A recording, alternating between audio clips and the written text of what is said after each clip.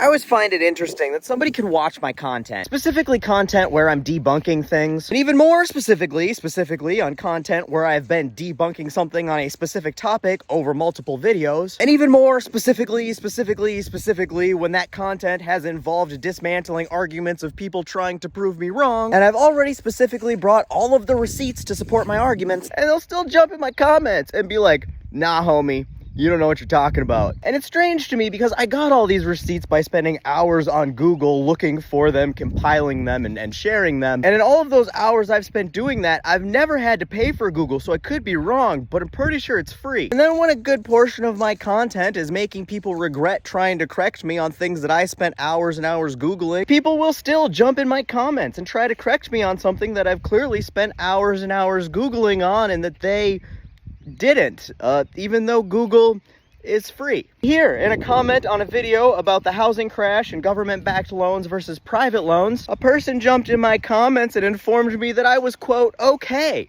when I stayed high level, but now I've wandered too far into the alphabet soup. I guess he felt that I was out of my element because he decided to correct me and tell me that an FHA is not a type of GSE. Well, I didn't need to Google this to prove him wrong. I decided to because, Google is free. And look here, what I found on the free Googles. The FHA stands for the Federal Housing Administration. GSE stands for Government-Sponsored Enterprise. By default, FHA home loans fall into the category of GSE loans. So you were okay when you were just watching me in my element, but you've wandered a little too far into the overconfident, underqualified comment soup. The next time you want to pipe up and tell somebody that they're out of their element, Donnie, you may want to make sure that you yourself are not out of your element, Donnie. And Google's a great way to do that. I hear it's free.